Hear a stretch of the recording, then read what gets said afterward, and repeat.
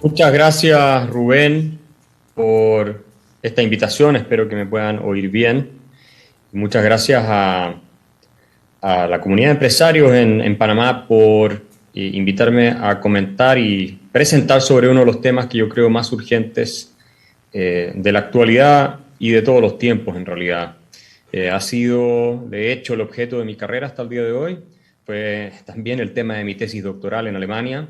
Así que estoy muy contento de poder compartir estas ideas con ustedes. Vamos a ver si puedo darle aquí para... eh, me tienen que habilitar la posibilidad de compartir pantalla. Dice que el host, el administrador, no la ha habilitado. Pero mientras la habilitan, creo que es muy importante destacar el tema de la conferencia, que básicamente yo voy a hablar sobre el rol de las ideologías, ¿cierto? Y las ideas en lo que viene siendo la evolución cultural, institucional y social de las naciones. Aquí ya les estoy presentando las slides que vamos a ver. A ver, ahí está. Espero que puedan verlas sin problema. Así que la he titulado esta charla Economía, Ideología y Batalla Cultural. Esto es, como les decía, a lo que me he dedicado yo los últimos 15 años, creando uno de los centros de estudios más importantes de América Latina, en Santiago de Chile, con más impacto, medido, lo tenemos eso en redes sociales sobre gente joven, especialmente, tenemos mucha influencia ahí, escribiendo diversos libros que han sido bestseller y dando conferencias múltiples por distintos países del mundo, y sobre todo dando una batalla muy dura en los medios de comunicación en Chile, que ha rendido frutos a pesar de que llegamos tarde. Y ese fue el problema. Entonces, yo he titulado esta presentación Economía, Ideología y Batalla Cultural, y vamos a ver por qué. Hay una cuestión que a mí me parece que los empresarios tienen que tener clarísima, y lamentablemente suelen pecar de subestimar el rol y la relevancia de los que se dedican a escribir libros, de los que se dedican a hacer clases en las universidades, de los que se dedican al mundo de las ideas. Hay un sesgo en general en el mundo empresarial, y esto lo he constatado en todas partes, no solo en Chile y en América Latina, sino incluso en Alemania, en Europa, en distintos países, que como están metidos en el mundo práctico de ganar dinero y generar empleo, tienden a menospreciar el mundo abstracto, ¿no? De las ideas, de las categorías de análisis, las ideologías y las doctrinas, como si fueran una pérdida de tiempo. Un gran empresario que era miembro de mi familia solía decir, hay alguien que ya no tuvo nada que hacer y se dedicó a escribir un libro. Y eso lo decía un tanto en broma, pero refleja una mentalidad que es propia, yo diría, de las centros derechas en general, pero sobre todo el mundo empresarial, que es de un pragmatismo excesivo y se olvida que los seres humanos no se mueven solo por intereses, se mueven por valores, por principios y por nociones de lo que es justo y de lo que es injusto. Y esos valores son los que se van anclando en un discurso público determinado y van cambiando las instituciones. Entonces, acá hay un hombre que, si bien yo no comparto su filosofía económica, John Maynard Keynes, ustedes por supuesto, recordarán, cierra su teoría general, que es su obra más importante de economía, con esta reflexión sosteniendo que las ideas de los economistas y los filósofos políticos son más poderosas de lo que se suele creer y que en realidad estas son las que gobiernan al mundo y no los intereses creados. Y esta es una lección fundamental que debemos aprender. Lo que mueve a los seres humanos no es solo los intereses que estos tengan, no es el afán de lucro, no es las ganas de estar mejor desde el punto de vista de su calidad de vida. Es más, muchas veces están dispuestos a destruir todo, incluso su propia calidad de vida, con tal de poder llevar a cabo ciertas preferencias ideológicas, incluso religiosas. Y esto, acá es el archirrival de Keynes, el filósofo liberal Friedrich Hayek, dice exactamente lo mismo. Son las ideas y los hombres que le dan curso a las ideas los que gobiernan la evolución social. La cultura, las instituciones de un determinado país reflejan las creencias que este país cultiva. Si hay una nación que es tremendamente orientada hacia el estatismo, hacia el socialismo, porque descree de la propiedad privada, odia a los exitosos, considera que cualquier persona que ha acumulado fortuna tiene que haberlo hecho de manera deshonesta. Y así sucesivamente, esa sociedad que comparte esas creencias no puede sostener instituciones liberales que fomenten la creación de empleo, la innovación y el éxito. Es más, las va a terminar por destruir y con ello toda posibilidad de prosperidad. Así que el tema son las ideas. Yo quiero que esto quede muy claro en esta presentación, porque yo he presentado sobre esto, he hablado este tema muchas veces en América Latina. Yo creo que ya cientos de veces ante empresarios y no se terminan de convencer de que no importa tanto la cantidad de dinero que tú tienes en tu cuenta corriente a fin de mes. Lo que importa es el alimento que le estás dando a tu cerebro, es la forma en que tú estás pensando y entendiendo el mundo. Eso es lo relevante. No quiere decir que el otro no importe, por supuesto es importante, pero más importante aún es el conjunto de valores y creencias que predominan en una sociedad. Y ese conjunto de valores y creencias los establecen los intelectuales, ¿no? Y después los distribuidores de segunda mano, los artistas, los escritores, las telenovelas, las películas, etc. Eso va formando, ¿cierto?, un sentido común.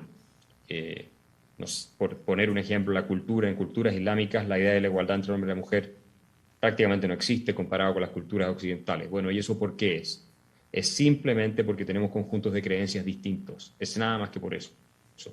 Y no porque haya algo natural en ninguna de las dos realidades. No es que uno hayamos nacido sabiendo en Occidente que había igualdad de derechos. Eso fue producto de una evolución intelectual que llegamos a esa conclusión. Y aquí el Premio Nobel de Economía de Douglas North, que ha escrito mucho sobre ideologías, y yo en parte lo estudié muchísimo porque hice mi tesis doctoral en su teoría sobre las ideologías, que es sumamente sofisticada y compleja, pero yo obviamente no voy a entrar en esos detalles. La economía mainstream, que hablan todos los economistas cuando se trata de las cifras del producto, de la productividad marginal y todas esas cuestiones, normalmente no contemplan el impacto que tienen las ideologías, esto lo dice Douglas North y lo explica, sobre la evolución institucional y por lo tanto sobre el desempeño económico. Es imposible que exista crecimiento económico, que exista prosperidad, si las ideologías públicas que están instaladas en ciertos sectores de la población, como son el caso de la educación superior, el caso de las escuelas y los medios de comunicación, van inclinando a la ciudadanía que no desarrolla ideas propias, no hay que olvidarse esto.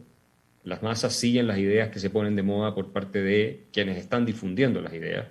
Bueno, es imposible, insisto, sacar adelante un país y tener prosperidad si de pronto se pone de moda que hay que fijar los precios, ¿no? Porque la ideología que hay detrás de la fijación de precios es esta de que hay algunos que se están beneficiando, se están aprovechando, se están acaparando y hay que ayudar a los que tienen menos. Entonces fijamos los precios. Y esto emocionalmente es muy atractivo y lo vamos a explicar. Entonces este es el sistema, cómo funciona, ¿ok? Este es un libro que publicó la Universidad de Stanford hace varios años que yo creo que refleja muy bien cómo estos madmen intellectuals and academic scribblers, como los llamaba Keynes, ¿cierto?, van cambiando la realidad de nuestras naciones y son capaces de terminar tumbando por completo un país y sumirlo en el desastre más absoluto, como ustedes lo pueden ver en el caso de Venezuela, o como ustedes pueden verlo ahora en el caso de Chile, que está entrando en una fase de destrucción muy acelerada, habiendo sido la nación más rica y próspera de América Latina, al menos en términos de ingreso per cápita, la más rica. Y lo pueden ver en el caso de Argentina, que llegó a ser la más rica del mundo en 1896 en términos de ingreso per cápita, y después ustedes ven la decadencia que la embargó. Incluso lo pueden ver en el caso alemán, que después de haber sido el país lumbrera de la humanidad, incluso a principios del siglo XX, con más premios Nobel de economía, no de economía, más premios Nobel que Inglaterra y Estados Unidos juntos. Con un premio Nobel de economía se crea mucho después. Sin embargo, a pesar de eso, llegó a tener el nacionalsocialismo y después a los nazis en el poder. Así que toda sociedad puede destruirse completamente y puede extinguirse si cambia sus ideas. ¿Por qué? Porque las ideas que predominan en la sociedad modifican las instituciones. Las instituciones cambian los incentivos y los incentivos producen ciertos resultados. Entonces acá tenemos una idea que es que hay que beneficiar a los que no pueden comprar cosas a través de la fijación de precios. Eso se convierte en ley, entonces ya los precios no son libres. La fijación de precios genera cierto tipo de incentivos que vendrían a generar, por supuesto, desabastecimiento, mercados negros, etcétera. Y acá tenemos los resultados que son en última instancia, ¿cierto?, más allá de estos que yo mencioné, mayor pobreza y menor capacidad de sacar adelante a la gente que más lo necesita, ¿cierto? Entonces, acá hay que volver a lo básico, a lo fundamental. La razón por la que surge el mundo moderno y la industrialización, hace 200, 250 años atrás, y dejamos de vivir en la extrema miseria, no se olviden ustedes que el ingreso per cápita promedio en Noruega en 1850 era de $3 por día, es decir, condiciones que hoy día consideraríamos de pobreza. Y logramos multiplicar por 30 el ingreso per cápita de los seres humanos, es nada más por un cambio en el discurso. Eso es lo que explica Deirdre McCloskey en esta trilogía sobre el origen del mundo moderno. Lo que cambió fue el lenguaje, lo que cambió fueron las palabras, fueron los conceptos, fueron las ideas, la forma en cómo la gente se refiere a los ricos, cómo se refieren a los emprendedores y a los innovadores. Antes eran mal vistos, eran despreciados. Anterior a la Revolución Industrial, toda la Edad Media, la idea de lucro era una cosa execrable, era incluso considerada pecado. Y por lo tanto las personas que se dedicaban a los temas de banca eran socialmente parias. Y lo mismo ocurría con el comercio. La gente aristócrata, los nobles, no trabajaban. Tenían gente que trabajaba para ellos en los campos. Ellos simplemente vivían y se dedicaban al arte, se dedicaban a la literatura, en fin, o a los asuntos de Estado propiamente tales.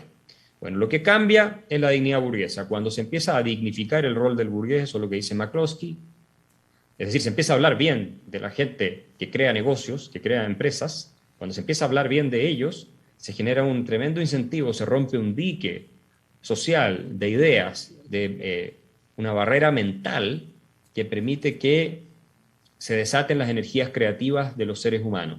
¿Y por qué eso se combina con la filosofía liberal de la Ilustración escocesa? Fundamentalmente Adam Smith, el representante más importante en 1776, que publica La riqueza de las naciones ese año, ¿cierto? Pero tienen, obviamente, toda esta idea del igualitarismo moral que cultivan Adam Ferguson, el mismo Smith, David Hume y muchos otros, que van creando, ¿cierto?, una retórica, una narrativa liberal que permite que se destraben las energías de todos los seres humanos y cada vez se empiece a avanzar en mayor igualdad ante la ley, protección del derecho de propiedad y, por supuesto, mayores niveles de libertad económica derivada de la idea de que los individuos pueden perseguir sus fines libremente y mantener su propiedad. De ahí siguen las ideas de libertad económica, las instituciones. Ahí tenemos de nuevo ideas, narrativa, cambio institucional, cambio de incentivos, cambio de resultados. Gracias a eso no estamos todos hoy día muriéndonos de hambre o muriendo de enfermedad a los 35 o 40 años. ¿Qué pasa en América Latina? Bueno, esto es una cita de la Universidad de Stanford, de la Enciclopedia de Filosofía.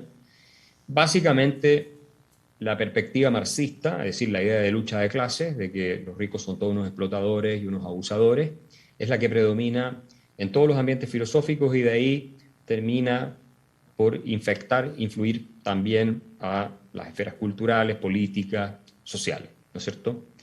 Entonces, tenemos una élite intelectual que es predominantemente marxista o por lo menos cercana al marxismo, en el sentido de que concibe, ¿cierto?, la realidad social como una de lucha de clases. E incluso en países como Chile, y quiero volver al mío porque es un caso emblemático, en que parecía que habíamos resuelto esto y habíamos generado una prosperidad impresionante, los números se los puedo comentar después en la sección de preguntas, incluso ahí de pronto empieza el discurso de la igualdad a tomar cada vez más fuerza, hasta los empresarios empiezan a abrazar el discurso de la igualdad, los obviamente sacerdotes de la Iglesia Católica, los políticos de todos los sectores, incluyendo de la centro-derecha.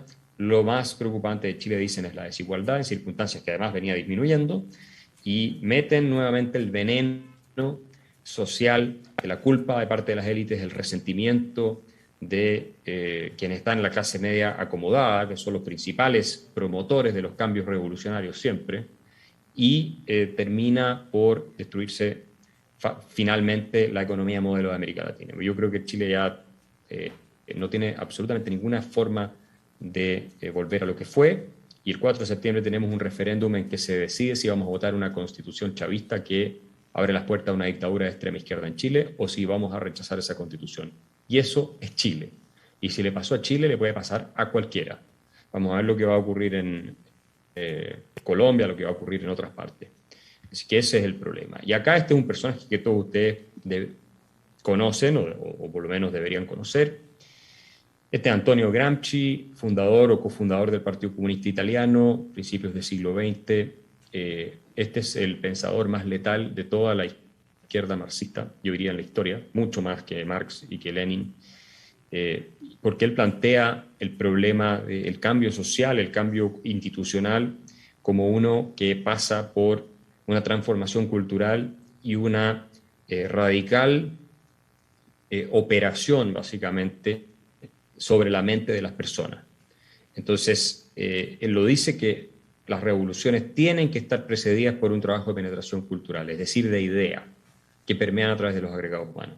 Y esto es lo que hemos visto una y otra vez, se vio con los nazis en Alemania, se vio con el chavismo en Venezuela, se está viendo hoy día con el intento revolucionario en Chile, se vio con el peronismo en Argentina, etc. O sea, ustedes pueden, donde quieran, revisar la historia y se van a dar cuenta de que la transformación cultural es una penetración que se realiza de manera previa a la transformación institucional. Interesantemente, esto está muy alineado con la teoría del cambio institucional de Douglass North, por la cual en parte le dieron el Premio Nobel de Economía, o al menos es una de sus contribuciones más relevantes, diría yo, y que tiene que ver con esto, ¿no? Con la transformación de las ideologías como paso previo a cambiar las ideologías, a cambiar las instituciones.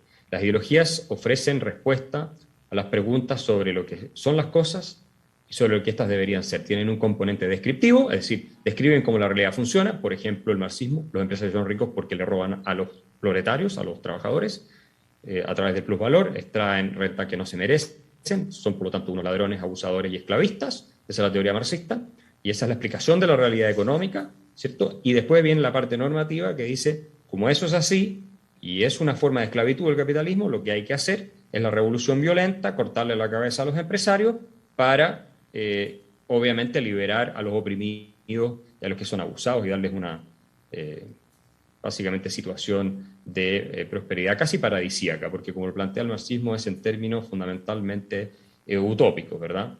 Pero la gente es capaz de creer esas cosas. Cuidado, no nos engañemos, los seres humanos damos para todo. Entonces, eso es muy importante y acá entramos a una cuestión ya más científica, ¿no? De todo esto que yo he planteado como marco teórico y que es básicamente el Premio Nobel de Economía de Daniel Kahneman, pero él es un psicólogo, ustedes lo conocen, y en este libro, pero en otros trabajos más, él hace un análisis muy interesante, donde sostiene que nuestro cerebro funciona con dos sistemas, ¿ok? Tenemos un sistema 1, que es el sistema emocional, que es intuitivo, que requiere muy poco esfuerzo, es inconsciente. Yo puse todo esto en inglés porque me parece que refleja mejor cómo plantea Kahneman los conceptos, y por lo tanto busca asociaciones y en fin, es muy intuitivo y requiere poca energía cerebral, ¿cierto? Ese es el sistema emocional. Es lo que nos pasa cuando, por ejemplo, vemos a un rico pasar caminando al lado de un pobre y el pobre nos da, obviamente, pena, porque tenemos ese instinto de empatía, y se nos ocurre, bueno, quitemos la rico y le damos al pobre, y esa es la solución a los problemas. Ese es el sistema 1, ¿no? El sistema emocional que no requiere esfuerzo. El sistema 2 es el sistema racional con el que funciona nuestro cerebro, que es un sistema lento, es un sistema que requiere esfuerzo, es lógico, hay que deliberar, implica pensar, en pocas palabras, y requiere mucho más energía cerebral, incluso en términos de calorías, es mucho más exigente. Yo les pregunto a ustedes, por ejemplo, 125 multiplicado por 346, entonces ustedes tienen que utilizar el sistema 2, ¿cierto? Esa es la diferencia.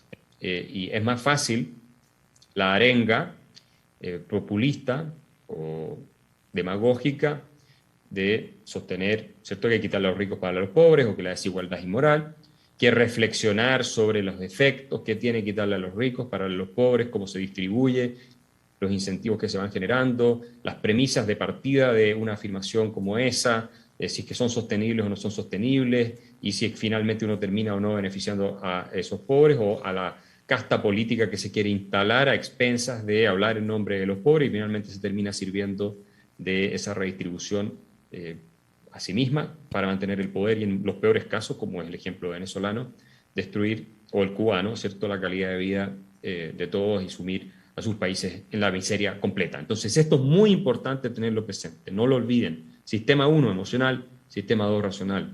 ¿Por qué es tan importante? Porque los seres humanos nos movemos fundamentalmente por el sistema 1. Aquí es donde juegan las ideologías, en el sistema 1.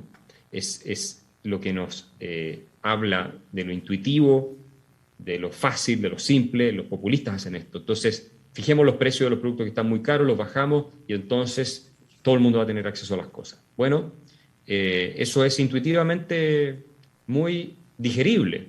Y la única manera de entender que esto está mal es utilizando el sistema 2, porque el sistema 2 implica entender lo que es un precio, ¿cierto? Y calcular los efectos de la fijación de precios. Cuando la fijación de precios no cuadra con la que establecería el mercado, sino que es menor, entonces se va a producir desabastecimiento, porque el precio es una señal que informa cuánto hay disponible de cada recurso en la economía. En consecuencia, ¿cierto?, el vendedor no va a tener incentivo para producir una determinada cosa, si que puede dedicarse a producir otras cuyo precio no está fijo, o si las produce las va a vender en el mercado negro, a un mayor costo por el riesgo, etc. Todo eso es sistema 2.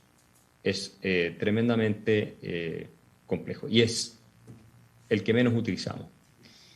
Y aquí algo que a ustedes en Panamá les resulta muy familiar, esto es importante tenerlo presente, lo dice Daniel Kahneman, ¿no es cierto?, por cómo funciona nuestro cerebro. Que una forma fiable de hacer creer a la gente en falsedades es la repetición frecuente.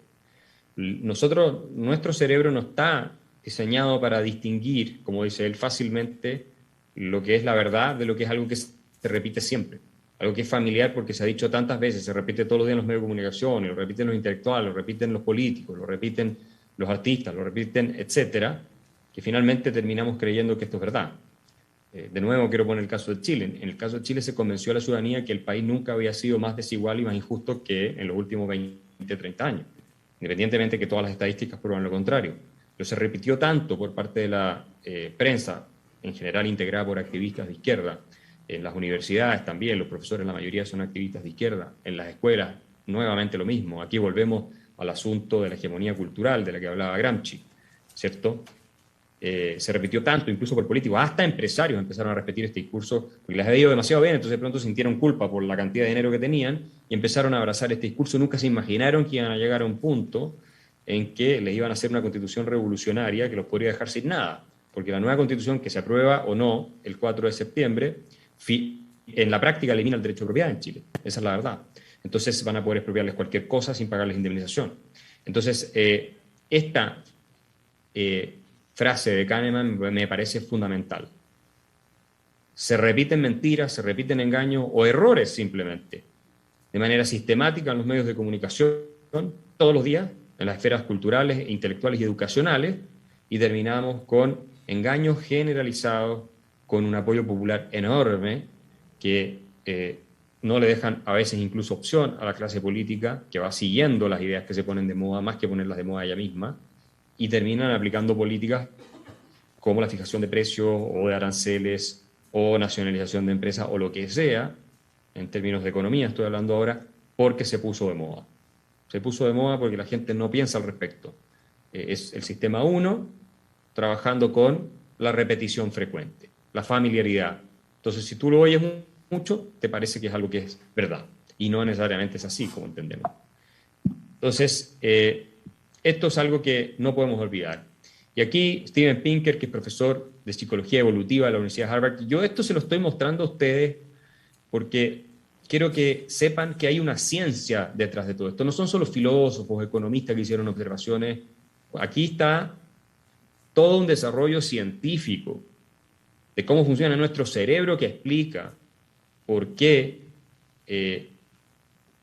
nosotros caemos una y otra vez en engaños, en ideologías tremendamente destructivas que una persona racional, ¿cierto?, diría, pero ¿cómo? Si en Venezuela esto fue un desastre, en Argentina la fijación de precios es otro desastre, ni hablar de la inflación. Entonces, ¿cómo vamos a ir de nuevo una vez más por el mismo camino? ¿Cómo Chile, el país más exitoso de la región en el último siglo, es capaz de entregarse a una agenda revolucionaria reaccionaria de extrema izquierda. ¿Cómo es posible que ocurra algo así? Y esta es la explicación. No somos racionales los seres humanos. La racionalidad es una parte menor de cómo funcionamos todos los días. Somos fundamentalmente emocionales, intuitivos, ¿ya? Y requiere de una cultura mucho más elaborada, de ideas que se repitan sistemáticamente en los medios de comunicación, de manera de incorporarlas a nuestro sistema de creencias, contener esas intuiciones que están equivocadas.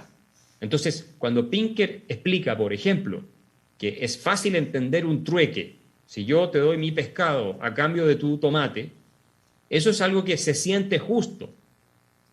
Pero si yo vendo algo y recibo dinero, ¿cierto? Y estoy lucrando, es algo que no tiene la misma percepción para la mayoría de las personas. Y es lo que está diciendo Steven Pinker en esta frase, básicamente. Si yo cobro por educarte en una universidad, me van a decir que soy un abusador, que lo que las universidades tienen que ser gratis, ¿cierto? Porque la gente interpreta esto de que yo reciba dinero a cambio de un servicio que se considera ahora ya más una necesidad, producto de las ideologías públicas que se han instalado, ¿cierto? De toda necesidad nace un derecho, decía Eva Perón. Bueno, producto de esas ideologías que se han instalado, y que eso no lo inventó ella, por supuesto, me van a considerar un abusador y por lo tanto van a decir el Estado tiene que garantizar la educación gratis para todos y en consecuencia tiene que cobrar el impuesto a los ricos para que financie la educación para todos, etcétera, para que tenga igualdad de oportunidades o mejor oportunidad. Y esto suena muy atractivo, suena muy bien, pero cuando uno lo analiza racionalmente se da cuenta de que no es justificado y en muchos casos incluso tiene efectos muy negativos. De hecho, la mayoría de los economistas serios del mundo están en contra de la educación superior gratuita. Esto por mencionar solamente un caso, pero en general, insisto, es intuitivo el trueque de cambiar el kilo de pescado por el kilo de tomate. Eso se entiende fácil. Cuando uno introduce el dinero, que es un elemento de intercambio indirecto y que además ¿cierto? Permite tipos de operaciones mucho más sofisticadas en mercados de crédito, en mercados financieros, etcétera, ya la gente no entiende absolutamente nada. O sea, se pierde la intuición de que las dos partes se benefician en un intercambio, ¿verdad? Que es la esencia del mercado, termina siendo reemplazada por la creencia de que uno está beneficiándose a expensas del otro. Entonces, no nos extrañemos si las personas que han acumulado capital, los empresarios, son vistos como los malos cuando la gente no entiende cuál es la causa y la razón por la que se han hecho ricos, ¿cierto? Eso es muy importante tenerlo presente. Entonces, ¿qué tenemos que hacer básicamente para ir cambiando la ideología pública, como yo la denomino, o el sentido de justicia? Douglas North habla del sense of fairness, el sentido de justicia que predomina en una población, es decir, lo que las personas sienten que es lo justo. Eso es más relevante que sus intereses, ¿no es cierto? Primero, tenemos que también dar discursos con connotación emocional. Tenemos que atacar ese sentido de justicia, es decir, es justo que las personas que trabajan, que invierten, que arriesgan su capital, que son innovadores, que respetando los derechos de propiedad de otro, han producido valor y servicios para terceros, se hagan ricos. Eso es algo que se puede lograr, porque cuando ustedes lo hablan, y yo lo he hecho muchas veces, con personas que simpatizan con la izquierda, no estoy hablando de convencidos marxistas, esos no tienen remedio. Estoy hablando de gente joven o gente que se deja llevar por estas intuiciones de primera instancia, ¿cierto? Fáciles. Cuando uno los hace pensar un poco, cambian su forma de ver. Y dicen, en realidad es injusto que una persona que le ha ido muy bien porque ha hecho buenos negocios y ha hecho un aporte a la comunidad, en fin, porque contrata gente y provee bienes y servicios a mejores precios, a menor calidad, es injusto que a esa persona le quiten lo que tiene o le cobren demasiado puesto incluso. Ahí estamos ganando la batalla, porque es el sentido de justicia.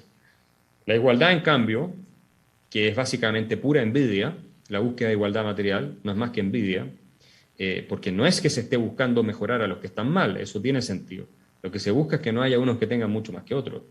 Y eso es envidia. Entonces, mejor nivelarlo todos hacia abajo que permitir que todos suban independientemente de la distancia. Eso es envidia, ¿cierto? Eso es una emoción muy anclada en la psiquis humana y que se cultiva mucho más en unas culturas que en otras. La cultura norteamericana tiende a ser menos envidiosa. En Vietnam, curiosamente, también la gente es menos envidiosa. Esto está medido. Las culturas latinas tienden a ser más envidiosas, ¿cierto? Y después hay que ver que este mensaje se transmita de manera estética. Ustedes van a una reunión de personas que quieren hacer una revolución comunista y tienen gente atractiva, vestida de manera estética o por lo menos extravagante, tienen la iconografía del Che Guevara, tienen la boina y el puro de Fidel Castro, tienen eros, tienen sex appeal, tienen mujeres bellas, tienen todo ese tipo de cosas.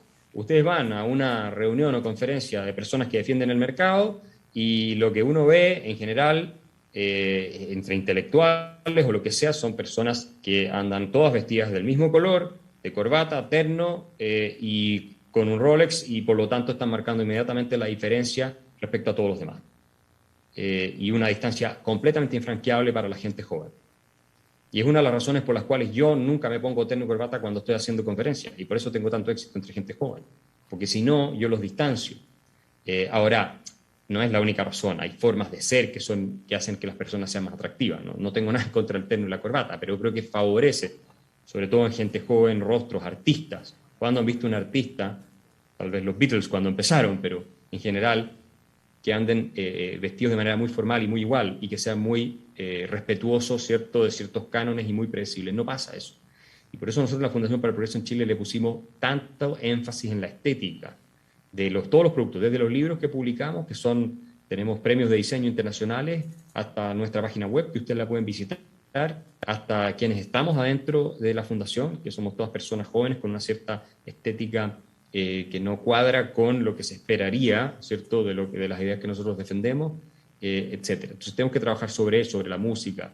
Los héroes populares son muy importantes, es decir, artistas, periodistas, o sobre todo deportistas que defienden nuestras ideas, en fin, y tenemos que tener legiones de intelectuales públicos que están debatiendo nuestras ideas todo el tiempo en los medios de comunicación.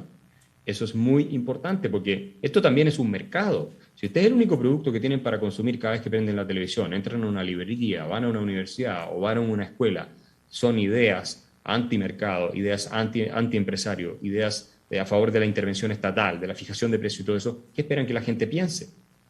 Si no hay personas siendo capaces de articular un discurso alternativo, obviamente que lo único que van a absorber, lo único que van a oír son este tipo de discursos.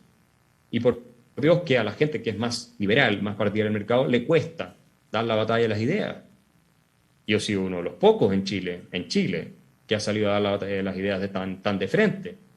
Y he generado un movimiento de cientos de miles de personas que siguen ahora esta causa. Y la mayoría es gente joven, y lo pueden ver en los videos de la Fundación para el Progreso. Todos o muchos tienen cientos de miles de visitas, algunos millones incluso. Entonces, esto es algo que es importante tener claro. Y por último, las redes sociales no se pueden abandonar. Hoy día, si ustedes quieren llegar, especialmente a la gente joven, tienen que estar en redes sociales. Sobre todo Instagram, yo diría, me faltó poner TikTok, pero YouTube, esos tres. Facebook, en Twitter están menos. Ahí están menos los jóvenes, pero sobre todo Facebook, Instagram, YouTube y TikTok. Eso es fundamental tenerlo controlado, porque de lo contrario, de nuevo, lo único que se ve son los mensajes que promueven la izquierda revolucionaria, que son expertos en estar ahí, tienen ejércitos de trolls en Twitter y no descansan, la verdad. Entonces eso es muy importante.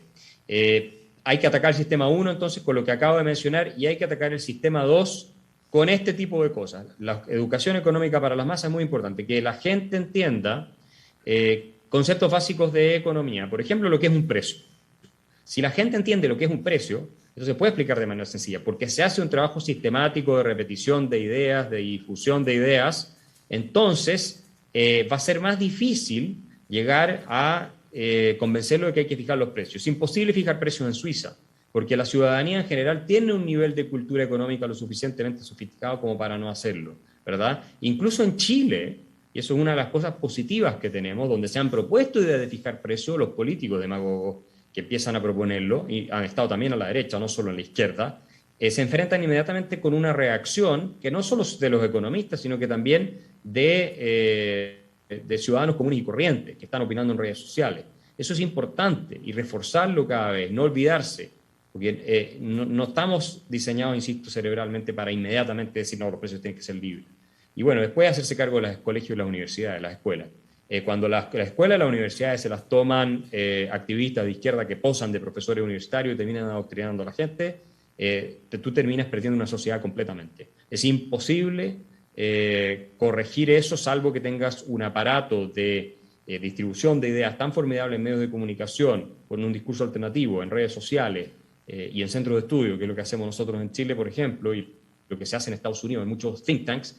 Si no tienes eso, es imposible cambiar el curso de venir de esa sociedad, porque solo ellos educan y le enseñan a pensar de una cierta manera a los que salen de la universidad, a los periodistas, a los abogados, incluso a los empresarios, hijos de los empresarios, a los sociólogos, a los historiadores. Todos ellos salen de la universidad leyendo los textos que les pasaron sus profesores y repitiendo las ideas que sus profesores les dijeron, y muchos ya vienen del colegio, desde que son pequeños, vienen ya formateados con un cierto discurso. Entonces, eso es muy, muy importante. Acá tienen ustedes algunos ejemplos de cambio de ideas. Yo puse el caso de Chile porque tengo los datos, cómo aumentó todo el apoyo popular a las ideas pro igualdad. Si uno sigue la serie, incluso aumenta más hasta el año 2019, no la agregué, pero en fin, esto es porque se instaló fuertemente todo este discurso igualitario, que pasó de un 30% de apoyo a, preguntando qué era más importante,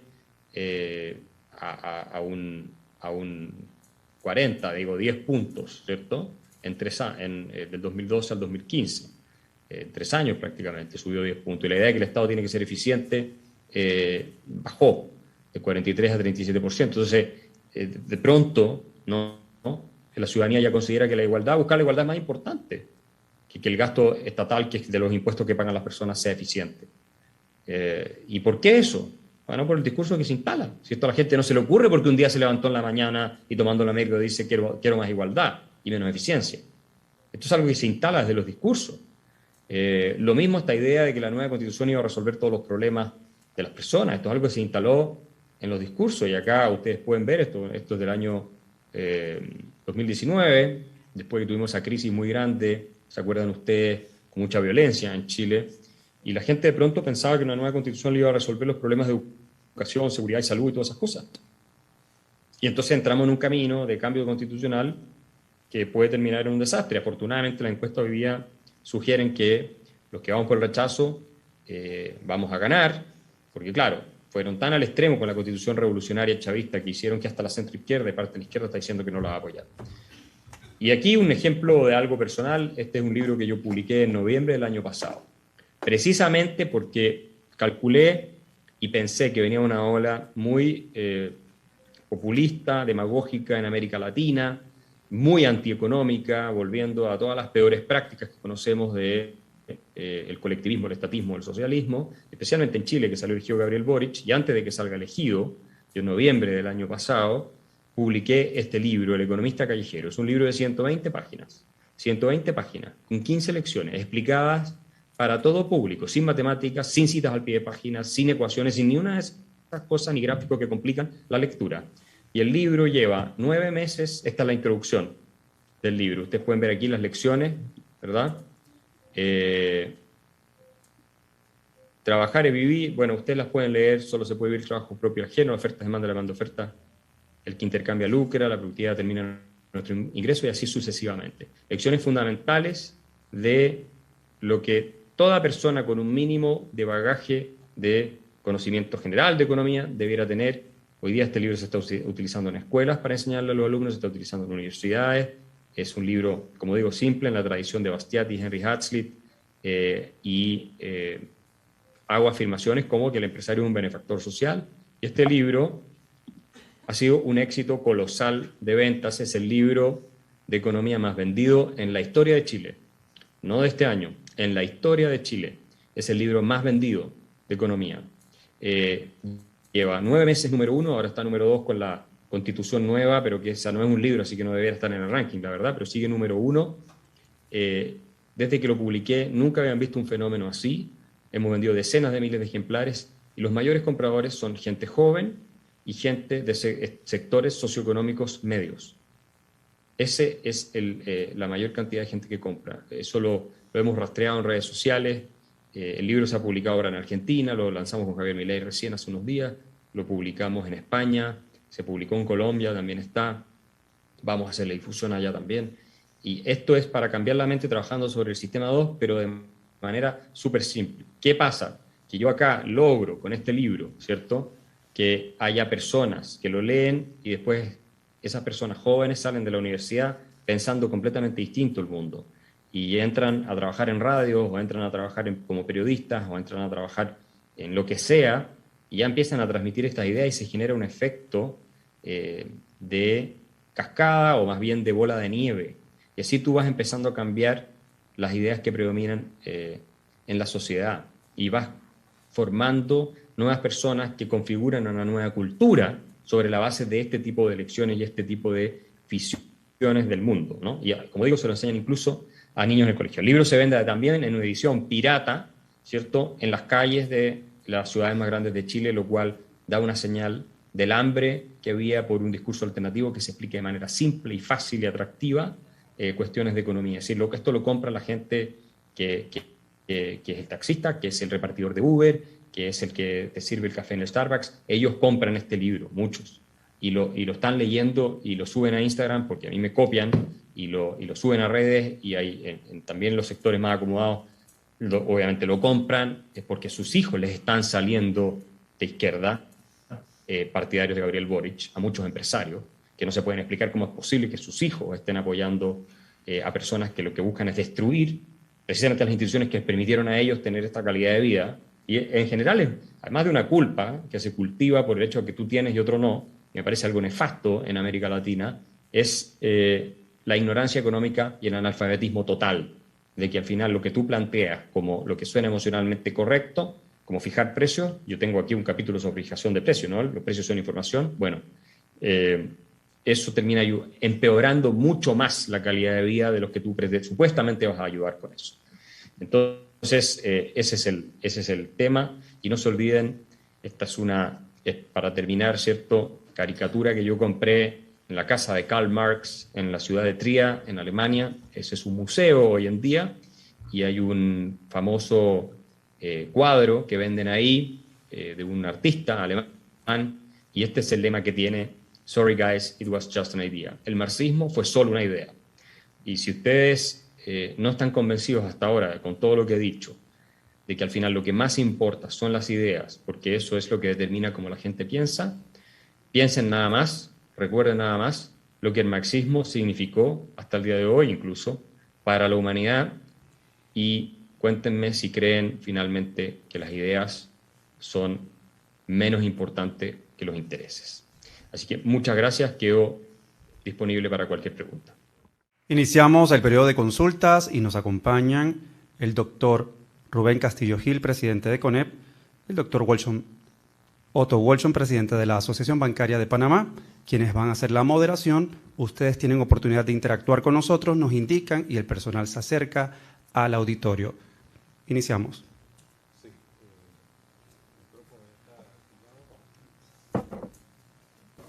Ya, ahora sí. Voy y vengo. Gracias.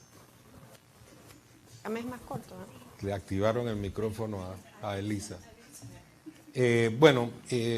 Axel, hay un tema interesante en tu planteamiento que parte de un concepto básico, ¿no? Estamos en la era del posmarxismo. Originalmente los marxistas hablaban de una estructura económica y una supraestructura. Obviamente tú has desmitificado inclusive la llamada teoría del valor, el concepto de la plusvalía, que era muy propio de la teoría marxista. Y a mí me parece muy extraño que en el mundo de hoy nosotros tengamos miedo de decir que somos empresarios, uno. Dos, que por más que se proyecte la imagen de Fidel Castro en la Sierra Maestra diciendo que lo que quería era restablecer la democracia, que iba a haber nuevas elecciones, y que en el tiempo posteriormente se repite esa imagen en una entrevista que le hace Jaime Bailey a Hugo Chávez, donde le pregunta si él es socialista, dice que no, y esa es una entrevista que ustedes la pueden encontrar en las redes sociales, y dice que él es un gran humanista, y posteriormente aparece Hugo Chávez en la célebre y deplorable imagen que dice exprópiese, es decir, una cosa totalitaria y tiránica que sin mayor análisis dice exprópiese. Y sin embargo también hay una recurrencia que caigamos en la misma trampa periódicamente, y hay un manual que no se ha mencionado pero que tú lo has desgranado, que es el manual del Foro de Sao Paulo.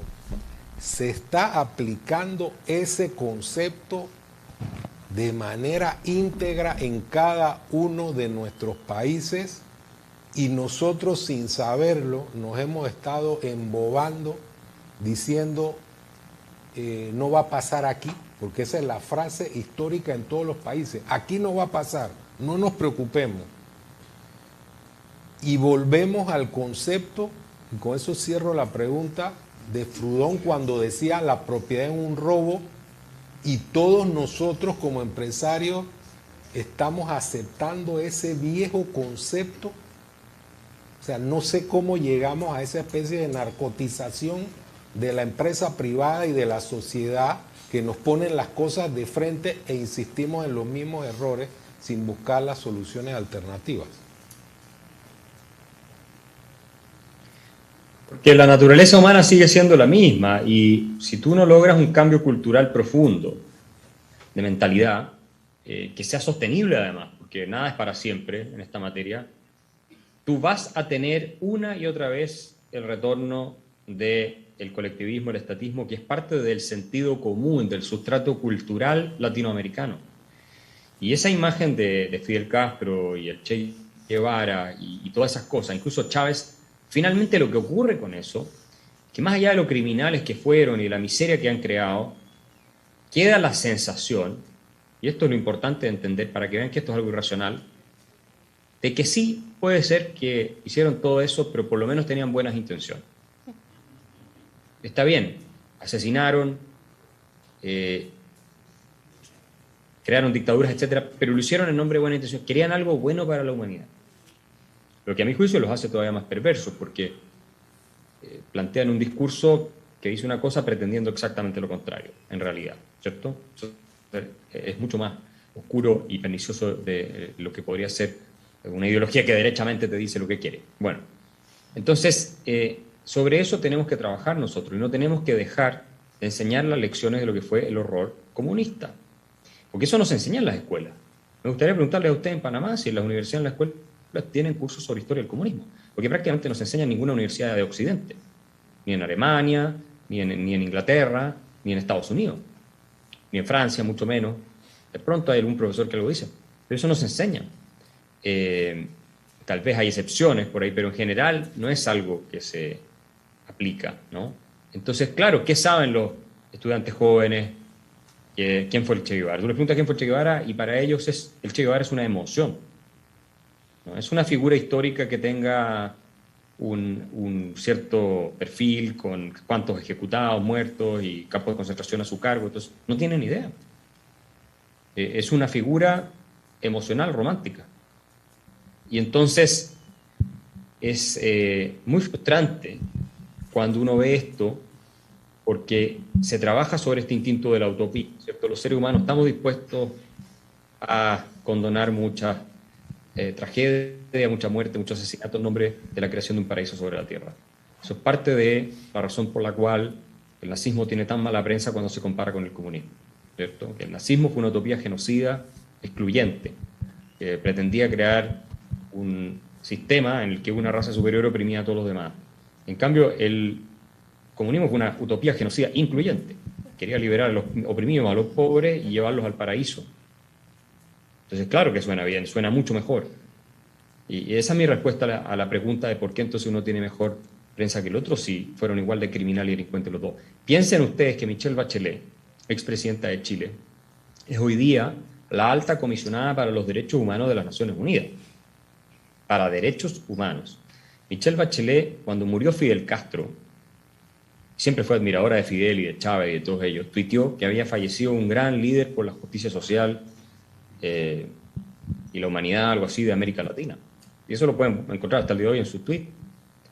¿Ustedes se imaginan que hubieran contratado a una persona como alto comisionado de los derechos humanos si hubiera emitido una opinión similar sobre Pinochet, por ejemplo?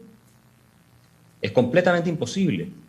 Pero entonces, ¿por qué una persona como Michelle Bachelet, que siempre defendió la Alemania comunista, la dictadura comunista de Alemania Oriental, donde ella estuvo exiliada, siempre la defendió, que alabó a Chávez, que alabó a Fidel Castro, muchas veces de hecho, puede terminar dirigiendo la ONU en materia de derechos humanos? Y ahí estamos enfrentados entonces al desafío más gigantesco y colosal, que es esta intuición moral que tenemos los seres humanos, de que finalmente, con este utopismo que existe de toda la historia de la humanidad, estas ideas utópicas, se crea un paraíso sobre la tierra, no es nada nuevo, cuando se hace en nombre de buenas intenciones, todos los crímenes pueden ser perdonados o son menos graves. Y entonces esta gente, como Bachelet y muchos otros, prosperan por el mundo. Y lo mismo pasa con los artistas. O sea, ¿cuántos artistas marxistas, leninistas hay en Estados Unidos? Pedro Pascal es uno de ellos, por ejemplo. Viggo Mortensen es otro. Y son tipos que son multimillonarios. Y entonces, Champagne, otro ejemplo más. Entonces, estamos enfrentados a un desafío que es muy complejo. Si nosotros no hacemos un esfuerzo gigantesco, y aquí el rol de los empresarios es primordial porque tienen que financiar esto. Y los únicos que lo entienden han sido los empresarios norteamericanos, ¿cierto? Los que son pro libertad y pro mercado, porque no todos son así. Para financiar un cambio en el clima de opinión y intentan acomodarse a las modas que corren y poner en sus medios de comunicación activistas de extrema izquierda y en sus universidades y en sus escuelas, y no intentan al menos mantener un equilibrio, van a perder el país. Es así de simple. Y nos pasó en Chile. O sea, yo se los digo, esto pasó en Chile y yo lo vi venir, escribí varios libros donde lo predije en detalle. Entonces, no es que yo lo venga a decir ahora, yo predije en detalle lo que iba a pasar 10 años antes de que ocurriera, porque analicé las tendencias intelectuales y discursos públicos que se estaban instalando en los documentos que estaba produciendo la izquierda. Entonces, esto no es ciencia de cohete, esto es algo que se puede prever y se puede también evitar si uno hace bien el trabajo. Tenemos preguntas de nuestro auditorio. Se integra al panel Elisa Suárez de Gómez, expresidenta de CONEP. La primera pregunta está acá. Hola Axel, bueno, te escuché el domingo en la grabación de la presentación de tu súper exitoso libro con Javier Milei, y te escuché ayer mientras hacía ejercicio, me hiciste dar 2 vueltas de 1 hora cada una en tu entrevista con Instituto Juan de Mariana, hablando sobre el referéndum del 4 de septiembre. Y bueno, hago esta introducción porque parte de mi pregunta va a ir orientada hacia las cosas que dijiste en esas 2 estupendas presentaciones. Y antes quiero felicitarte porque como emprendedor social has llevado la Fundación para el Progreso. Yo estoy suscrito a la Fundación hace 8 años, disfruto mucho los postings y la cocina, lo que has hecho con los muchachos jóvenes, la nueva camada. Te quiero felicitar, Axel, porque has comenzado como director ejecutivo y ya estás como presidente de la fundación, y bueno, te felicito por el hijo que has llevado con mucha paciencia y mucha pasión. La pregunta es la siguiente, Axel, y estaba justo iniciando la respuesta aparte de mi pregunta, ¿no? Nosotros en Panamá, como muchos países de la región, y en Chile pasó lo mismo, we took for granted que la mayoría de la población entendía que este sistema era la plataforma para producir la mayor felicidad colectiva individual, y por haber take for granted que la población aprobaba estas ideas, nos encontramos con la sorpresa, digamos, de que en estas últimas semanas vemos que la opinión pública está hasta recibiendo positivamente los efectos de medidas que no son sostenibles en el tiempo y que han sido de alguna manera promovidas y concretadas por fuerzas marxistas en la sociedad, ¿no? Entonces, y ahora el riesgo que tenemos en el horizonte a mediano plazo, es parte de lo que tú estás diciendo, que hace años que debimos habernos despertado un poco de eso, es una reforma constitucional que pueda incorporar algunas de las, entre comillas, buenas ideas que se han tratado de implementar en Chile y que tú ayer estabas explicando en esa entrevista con Juan de Mariana, bueno, que no fue ayer, cómo se van insertando este tipo de programas en la Constitución para hacer más rígidas estos retrocesos, ¿no? Entonces la pregunta es, ¿qué sugerencias tienes para nosotros ahora que estás hablando, bueno, los empresarios, cómo podemos financiar el que haya un contraprograma de opinión para evitar que esto, que ya lo has visto coserse en varios lados, ocurra también aquí en Panamá. Gracias. Bueno, muchas gracias por esa pregunta, que es la esencia. A ver, los empresarios, el rol que tienen, a mi modo de ver, además de ganar dinero, crear empleo de manera abierta, fomentar la competencia y no intentar que el Estado la cierre para protegerse, porque eso es muy importante, si no pierden toda la credibilidad, es financiar a los intelectuales que van a tratar de cambiar el clima de opinión o van a luchar por cambiarlo. Porque tú no puedes tener personas de mucho talento dedicadas a la batalla cultural, porque el costo de oportunidad es demasiado alto si no tienen un ingreso por lo menos equivalente al del mercado. Y nosotros lo que hacemos en Chile con la Fundación Progreso es pagar ingresos al mercado a quienes trabajan con nosotros. Si no, no podríamos funcionar. Y existimos gracias a empresarios que la financian.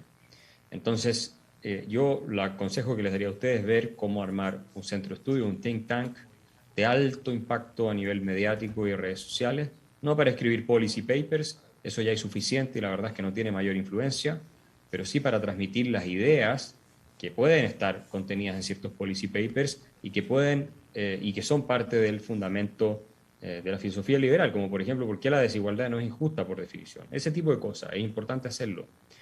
Si no hacen eso y no realizan el esfuerzo, bueno, lo más probable es que como sí lo está haciendo la izquierda o los que son colectivistas y contrarios a la sociedad libre, en algún minuto terminen con un líder populista de izquierda mucho peor de lo que se pueden imaginar gobernando y con cambios institucionales que van a ir destrozando su país, primero gradualmente y después de manera muy acelerada. Que es lo que le pasó a Venezuela, le pasó a Chile, le está pasando a Colombia, en parte a México, etc. Entonces, ese sería mi consejo. Yo no veo otra fórmula, a menos que se hagan de alguna manera una plataforma para apoyar a intelectuales que puedan trabajar nada más que de manera de plataforma, pero que tienen que estar activos en medios de comunicación. Eso es esencial. Y si tienen medios de comunicación, tratar de que los periodistas que están ahí no sean solo activistas antimercado socialistas, que no sean los profesores universitarios en las universidades privadas, puros profesores, y incluso en las escuelas privadas. Los colegios privados también se los toman profesores de izquierda. Eso es muy importante, me parece a mí. Y la Universidad Francisco Marroquín en Guatemala es un buen ejemplo de un esfuerzo notable en esa materia. Si ese sería mi consejo. Lo más difícil es encontrar a la gente con el capital humano, la capacidad y la disposición para dar esta batalla. Esa gente es más fácil encontrarla si tú le ofreces que va a poder vivir de esto. Si no, puedes olvidarte.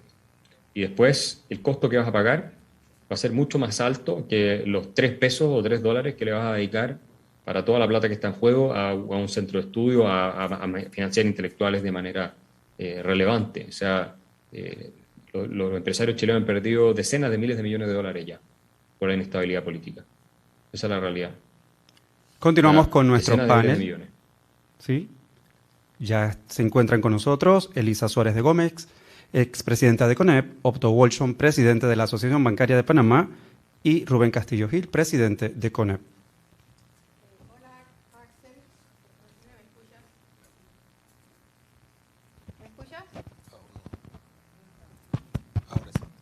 ¿Aló? ¿Me escuchas, Axel? Hay que prender el micrófono. Permítame. ¿Sí? Hola, Axel, ¿cómo estás? ¿Me escuchas? Sí. Ok. Bueno, primero Ahora sí. voy a ser empática contigo porque estamos tratando aquí del tema de los sentimientos y cómo los sentimientos mueven el mundo. Resulta que mi hijo también se llama Axel, así que tengo un sentimiento muy especial de volver a estar contigo ya que nos acompañaste en APEDE, precisamente en una CADE, y fue excelente tu presentación igual que es hoy. Pero apelando a esos sentimientos de los que tú hablas y cómo nos han manejado los sentimientos a través de la historia, cómo se han infiltrado en los propios gremios magisteriales las ideas radicales y cómo nuestros propios hijos están siendo conducidos a que no aprecien ni estimen lo que nos ha costado a sus padres educarlos, por ejemplo, que es una cosa terrible desde mi óptica. Y yo te pregunto porque hay una realidad. Nos guste o no nos guste como sector privado, que tenemos que entender que esa batalla de la intelectualidad hay que darla, pero utilizando un lenguaje también emocional que llegue a la gente.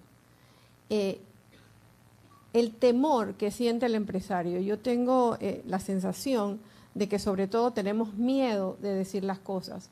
A un izquierdista no le da miedo insultarnos, a un izquierdista no le da miedo decir que los empresarios somos malos, ladrones, genocidas, bueno, tantas cosas que nos han dicho. Pero sus propios líderes lo son y eso no lo ven. Entonces, mi pregunta básicamente sería, ¿cómo perdemos los empresarios el miedo a expresar nuestra opinión y a decir claramente cómo podemos resolver algunos problemas? Sobre todo si entendemos el sentimiento de la persona que evidentemente en este momento está pasando trabajo porque sí hay un medicamento costoso, sí hay una canasta básica muy alta, y entonces cómo nosotros debemos abordar esos puntos y cómo nosotros mismos tenemos que hacer nuestros mea culpa para hacer los cambios necesarios para poder entonces, en esa batalla de las ideas, tener también una posición humana, pero basada en un pensamiento lógico que sea verdaderamente de prosperidad para todos. Y como bien lo señalas y lo decía Margaret Thatcher, la gente de izquierda siempre quiere que los de aquí arriba vengan hacia abajo, no que los de abajo vayan hacia arriba, sino a todos ponernos en el mismo lugar. Entonces yo creo que esas frases pequeñas, cortas, simples, serían las que nos ayudarían, pero la pregunta básica es, ¿todos los empresarios en América Latina han tenido el mismo miedo de defender la posición del sector privado, sabiendo que racionalmente estamos buscando países mejores en América Latina y países mejores en Panamá? ¿Un país mejor para todos? No, no todos los empresarios han tenido el mismo miedo. La mayoría sí, pero si ustedes ven el caso de Ricardo Salinas en México, por ejemplo, él es muy valiente, se expone muchísimo, opina de forma muy dura en sus redes sociales sin ningún complejo, sin ninguna culpa. Dice que él paga además demasiados impuestos que no debería pagarlo. Lo atacan por todas partes, pero él se defiende. Y eso es un ejemplo, me parece a mí, de coraje en ese sentido. Es muy liberal, su filosofía muy promercado, libertad individual. En el caso de Chile, Nicolás Ibáñez, uno de los grandes empresarios con los que yo comencé el centro de estudio, también opina públicamente, o ha salido varias veces, y tiene una visión muy clara y muy categórica sobre lo que hay que hacer y sobre el peligro que implica el colectivismo y todo eso. Pero la mayoría de los empresarios, efectivamente, lo que les ocurre, ¿no es cierto? Los empresarios, cuando hablamos de empresarios de cierto nivel hacia arriba, porque una pequeña empresa también es básicamente lo mismo, es un empresario, pero que factura, no sé, $100.000 por año, pero tiene otra realidad. Es que cuando tú tienes mucho dinero, estás demasiado cómodo, y eso hace que te acobardes, y hace que pierdas cualquier incentivo por comprometerte en la defensa de un país, porque hasta que no realmente tienes a los comunistas tocando la puerta de tu casa para sacarte de adentro, ¿cierto? Y amenazarte existencialmente en tu propiedad, no vas a hacer absolutamente nada. Y si ya los estás viendo que se vienen, tal vez te vas a mudar a Miami. Entonces, yo pienso que lo que hay que hacer es tomar conciencia. Hoy día en Chile los empresarios se están yendo. O sea, los empresarios que no hicieron este trabajo, porque pensaron que en Chile esto nunca iba a pasar, ¿cierto? Por supuesto, las cosas no pasan. Si no hubieran leído jamás historia de América Latina o de Chile, ya se han llevado $80.000 millones del año 2019 hasta ahora. Para un país como Chile, eso equivale a todo el presupuesto de la nación. Y esa es la cifra neta, ¿no? Y se están yendo con sus familias a vivir a otras partes. Estamos hablando de Chile. Esto no es Ecuador, no es y nada contra Ecuador, pero es un país que no estaba en la misma liga que Chile. Ni siquiera estamos hablando de Argentina, estamos hablando de Chile. Y en fin, gente joven, capital humano que se está yendo. Y lamentablemente, bueno, ahí están, han perdido miles de millones de dólares también, porque tiene mucho capital fijo en esos países. Negocios que están amenazados, algunos siguen haciendo negocios, siguen ganando dinero porque se acomodan y tratan de navegar, y eso es muy propio del empresario latinoamericano, no solo acá, en otras partes, pero los nuestros particularmente, yo diría, tienen muy poca integridad cuando se trata de relacionarse con el poder en esa materia, aunque uno puede entenderlo hasta cierto punto, pero no es obviamente la forma en cómo uno saca adelante los países. Y hay que tratar de parar estos monstruos antes de que se vuelvan inmanejables. Y ahí el coraje empresarial, y siempre van a ser pocos los empresarios, y los que no quieren dar la cara, porque tampoco es necesario que la den mayormente, salvo que tengan la capacidad de hacerlo de manera muy articulada y sin decir cosas que van a generar ciertas reacciones en contra, porque están desconectados de la realidad de las masas. Eso es así, muchos empresarios. Entonces, de pronto dicen cuestiones que generan escándalo, pero pueden financiar a los que sí saben hacer ese trabajo. Eso sí lo pueden hacer, porque plata no les falta. O sea, al menos eso, pero además son avaros en el caso de América Latina. Hay una cultura de la avaricia, con pocas excepciones. Personas que facturan millones de dólares, o cientos, o decenas, o miles de millones de dólares, no están dispuestos a apoyar estos temas. Entonces, bueno, después se paga la cuenta. Ahora, el coraje es una cuestión muy personal, muy individual. Yo creo que para ganar coraje tienes que tomar conciencia de lo que se está jugando, de lo que puedes perder, y de cuánto quieres o no quieres a tu país. Si tienes un puerto seguro en Miami, probablemente no vas a tener el incentivo tampoco para enfrentar absolutamente nada.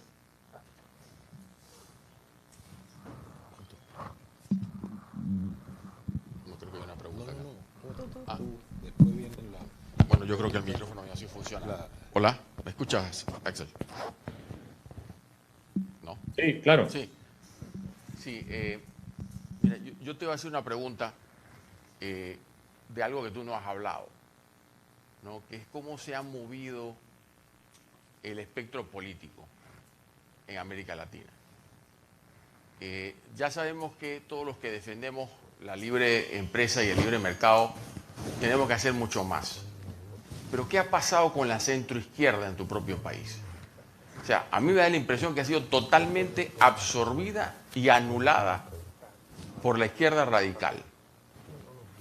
Entonces, ¿por qué está pasando eso, en tu opinión? Eso tiene una explicación que es la siguiente. La centroizquierda en Chile, y yo diría en prácticamente toda América Latina, es más antimercado que lo que es anticomunista. Entonces, o antisocialista. ¿Por qué? Porque la intuición moral de fondo en la centroizquierda chilena, en la Concertación, era, ¿cierto?, que el mercado, como dijo Patricio Elwin, el primer presidente que tuvimos después del retorno a la democracia, el año 90, el mercado es cruel, el mercado maltrata a la gente, el mercado es una fuente de todo tipo de males. Y en consecuencia, cuando la izquierda radical plantea la necesidad de acabar con el mercado, con lo que ellos llaman el neoliberalismo, ese es el concepto que les encanta en toda América Latina. Cuando plantea eso, en realidad a la centroizquierda lo que le pasa, y esto no solamente es en Chile, es que siente que moralmente tienen razón. Porque el mercado, en el mejor de los casos, la centroizquierda lo ve como un instrumento útil. Nada más, para generar crecimiento, para disminuir la pobreza, pero no ve un valor moral en sí mismo en las ideas de mercado, en la idea de la libertad individual para tomar decisiones en la esfera económica, que eso es el mercado, porque no lo entiende tampoco. Entonces la izquierda radical chilena, que es muy agresiva, fue acusando a la centroizquierda de traición a Chile, de traición a los ideales realmente sociales, como la igualdad y un Estado que controle prácticamente toda la economía, porque eso implica que el pueblo entonces está controlando la economía y hay más democracia y no unos pequeños grupos económicos que se están llenando los bolsillos a expensas de todo, ¿cierto? Que es así como lo plantean. La Concertación terminó siendo fagocitada y completamente destruida por la izquierda extrema, porque esta centroizquierda, que era la Concertación, no fue capaz de defenderse con orgullo y frenar a la izquierda extrema. Yo escribí un paper que lo publicó el Cato Journal sobre esto, explicando cómo Chile se perdió. Y fue la cobardía de la centroizquierda, sobre todo, también de la centroderecha, derecha que tiene ese complejo, ¿no? Que siempre se quiere parecer a la centroizquierda, tiene que pedirle permiso para decir algo, para defender sus ideas. Si la centroizquierda lo aplaude, lo hace, si no, no. Bueno, la centroizquierda en su cobardía y su falta de compromiso moral con los valores de la libertad individual, que se expresan también en el mercado, terminó siendo, como tú bien dices, destruida y fagocitada por la izquierda extrema. Y hoy día tenemos un gobierno comunista en Chile. Hoy día en Chile gobierna el comunismo. Gabriel Boric es un marxista. Y el partido más importante de la coalición de gobierno es el Partido Comunista. Y gobiernan alineados con Nicolás Maduro. Y tenemos el narcotráfico, el crimen organizado completamente desatado en Chile, con guerrillas terroristas en el sur, con un avión venezolano-iraní que anda llevando, que hasta que ahora se descubrió y se detuvieron esos vuelos, maletines llenos de dólares. Es decir, estamos en una situación realmente muy compleja. Y eso fue por la cobardía y también por la mentira que la centroizquierda se contó a sí misma, de que en realidad todo lo bueno de los últimos 30 años había empezado con ellos, cuando en realidad partió con los Chicago Boys, bajo el régimen autoritario de Pinochet, por mucho que duela, pero así fue.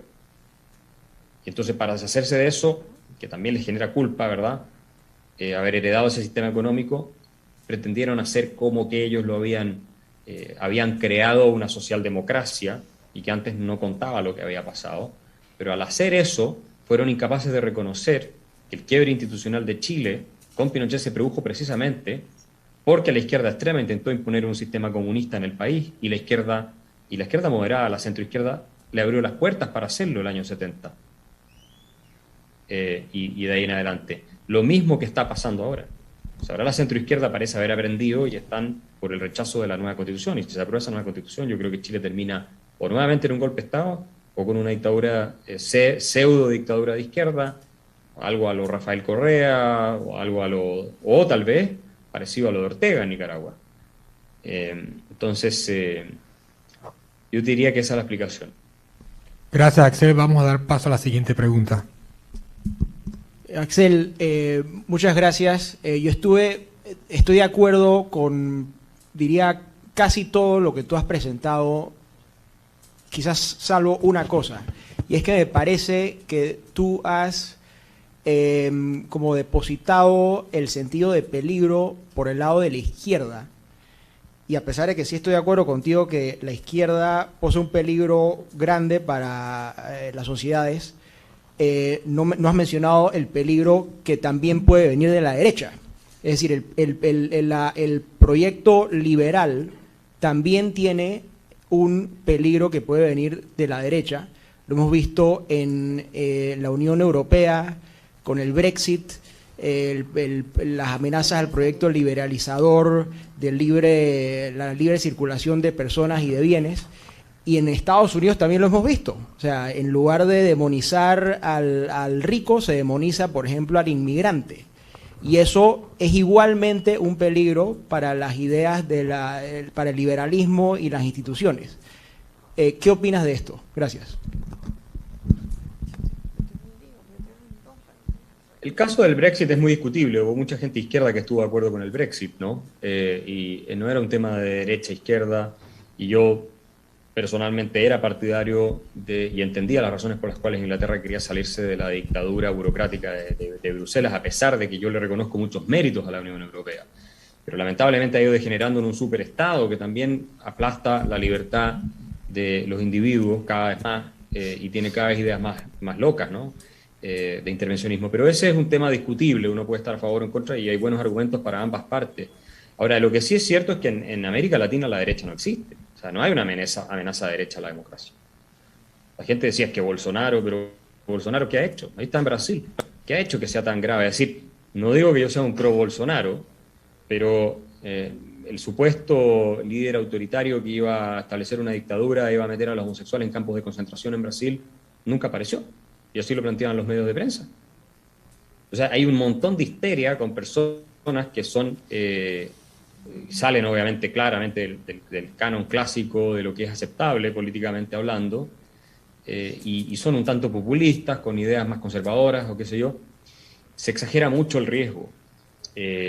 ahora, no quiero decir con esto que no haya potencialmente amenazas desde el lado de la derecha. Por ejemplo, Marine Le Pen en Francia claramente es un caso que sería, yo creo, un peligro para la libertad individual y también, no sé si para la democracia en última instancia, pero sí para la libertad individual, lo cual ya es lo suficientemente malo, incluso para la economía libre, porque ella tiene una filosofía estatista.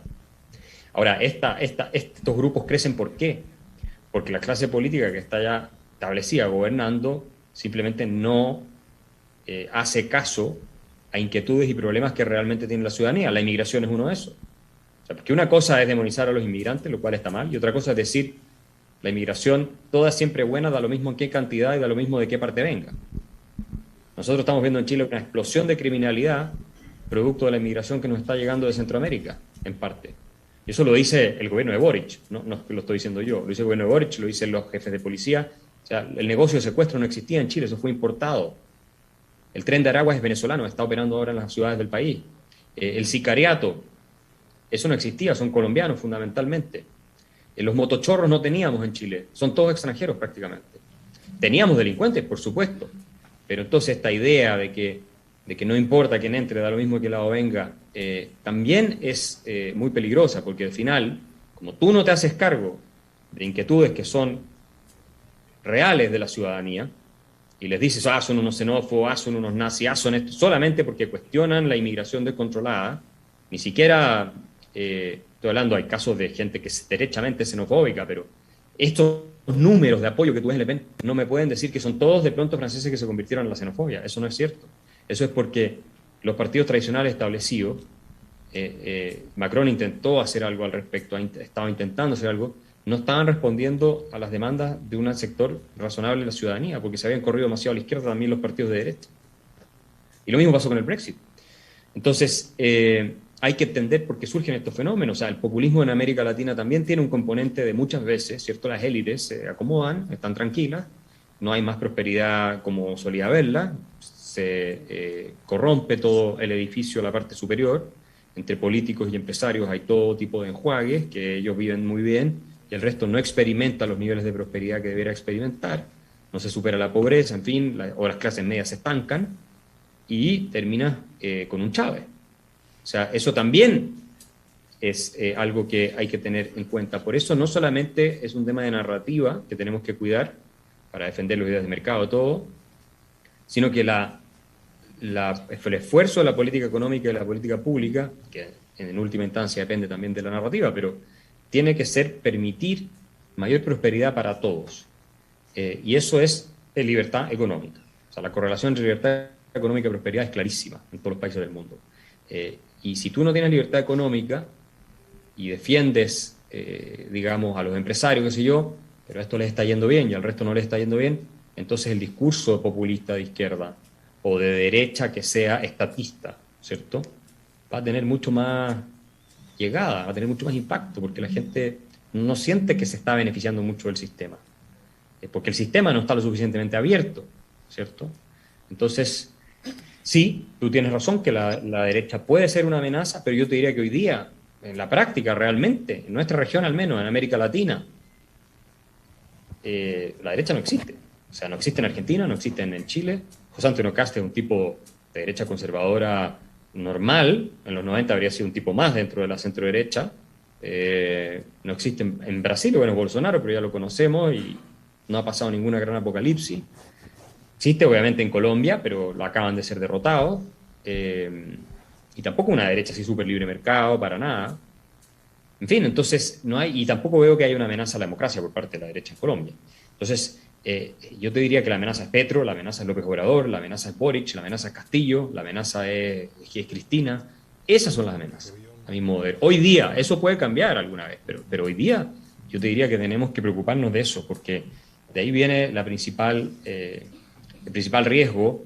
Sí, podemos hablar sobre Europa, eso, pero al final nosotros queremos que nuestros países salgan adelante y sobre Europa tenemos harto poco que hacer, o sea, no tenemos mucha influencia ahí. Buenas tardes, Axel. Muy buena su participación. Quisiera su opinión al respecto de un comentario. yo estoy convencido de que la realización, no la felicidad, porque yo no creo que la felicidad es algo al que el ser humano deba buscar, porque la vida es constante esfuerzo y mucho sufrimiento. La realización del ser humano está más en el significado que le dé a su vida y la ejecución de los deberes que él tiene. Yo estoy encargado de mi familia y soy responsable por mi familia, por mi perro, por mis hijos, por mi trabajo. Tengo responsabilidades y como tal vivo en base a ellas y me realizo cuando la ejecuto. Sin embargo, veo en cada vez más y me reviento la cabeza pensando desde cuándo vino ese cambio y creo que es algo que ha socavado terriblemente la sociedad occidental. Veo cada vez más una animosidad, derechos y derechos y derechos y derechos. Yo lo único que tengo son derechos y lo único que quiero son derechos. Y es lo único que es sexy, hablar de derechos. Hablar de deberes, ya uno lo ve con la suástica y ya uno es demonio. Su opinión al respecto. Y yo pensaría, y nada más también, usted escucha también a un psicólogo canadiense muy famoso, muy bueno, apellido Peterson.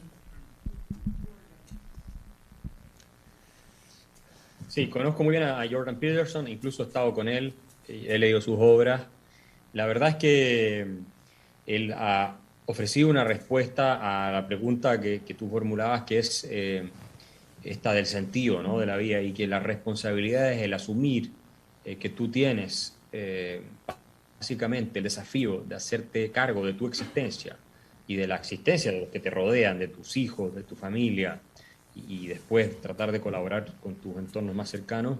Eso le da un sentido a tu vida, porque la vida espera algo de ti, ¿no es cierto? Como hablaba Viktor Frankl en este famoso libro, El hombre en busca del sentido. Y eso es fundamental, yo creo, en la crisis de sentido, precisamente, que estamos experimentando, sobre todo con las nuevas generaciones. Las nuevas generaciones están francamente perdidas, y ustedes lo pueden ver eso en cómo ha explotado la tasa de suicidio, sobre todo mujeres jóvenes, y eso tiene mucho que ver con el uso de redes sociales como Instagram, la tasa de depresión, de ansiedad y consumo de drogas, y también de fármacos para la depresión. Entonces, claro, con el declive de las religiones, que eran fuentes de sentido y de comunidad, con el estrechamiento de la familia, porque antes eran familias extendidas, ahora son familias nucleares, con suerte tienes 1 o 2 hijos, que no tienen primos por lo demás, no se ven. Entonces, careces de comunidades, careces de narrativas que te provean de sentido, y con el triunfo de ideologías militantes extremadamente agresivas como el feminismo hegemónico y otras, como el ambientalismo tipo Greta Thunberg y otras cosas más, el nivel de ansiedad y de desconexión en la gente joven de su salud mental o de lo que les haría bien desde el punto de vista incluso biológico con lo que esperan es gigantesco.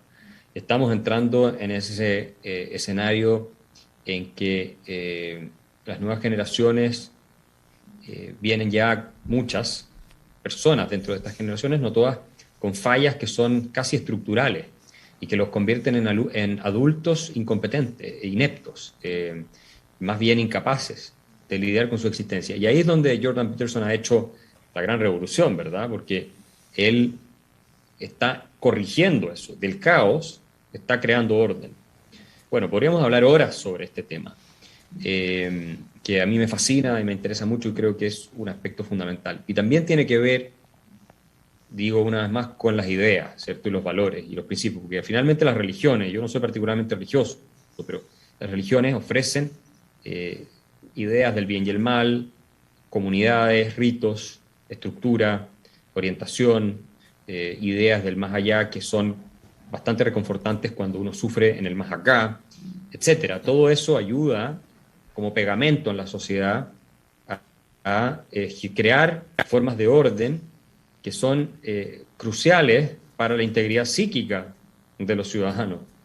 Y cuando tú pierdes eso, y ya ni siquiera la familia sigue existiendo como referente, que además se destruyen o en fin, son muy pequeñas, como digo, y estás entrando en una crisis que es realmente preocupante, y entonces abraza ideologías totalitarias.